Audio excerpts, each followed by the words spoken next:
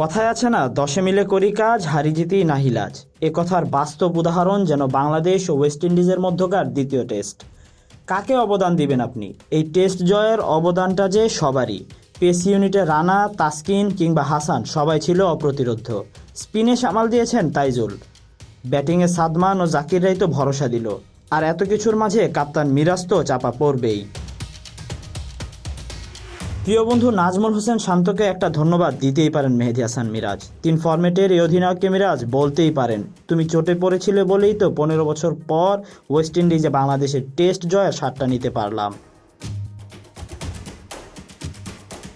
জয়ের সব কৃতিত্ব খেলোয়াড়দের দিয়ে মিরাজ বলেন, আমি যেভাবে পরামর্শ দিয়েছি সবাই মেনে নিয়েছে। কন্ডিশনটা সহজ ছিল না, সব খেলোয়াড়ের জন্যই কঠিন ছিল।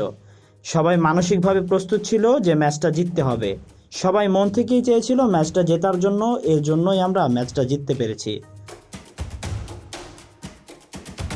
অ্যান্টিগায় প্রথম টেস্টে 201 রানে হেরে যাওয়া বাংলাদেশ যে দ্বিতীয় টেস্ট জিততে পারে সেটি অনেকটা স্পষ্ট হয়ে উঠেছিল ম্যাচের তৃতীয় দিনেই। প্রথম ইনিংসে পাওয়া 18 রানের লিডকে সঙ্গী করে ওয়েস্ট ইন্ডিজকে 286 রানের টার্গেট দেয় টাইগাররা। শেষ ব্যাটসম্যান হিসেবে আউট হওয়ার আগে 91 রান করে জাকেরি বোলারদের দিয়ে যান ক্যারিবীয়দের চেপে ধরার পুঁজি। ফলস্বরূপ 101 রানের বিশাল জয় পায় টাইগাররা।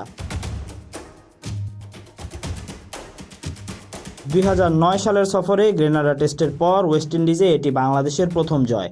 সেবার ওয়েস্ট ইন্ডিজকে 2 টেস্টের সিরিজে হোয়াইট ওয়াশ করেছিল বাংলাদেশ।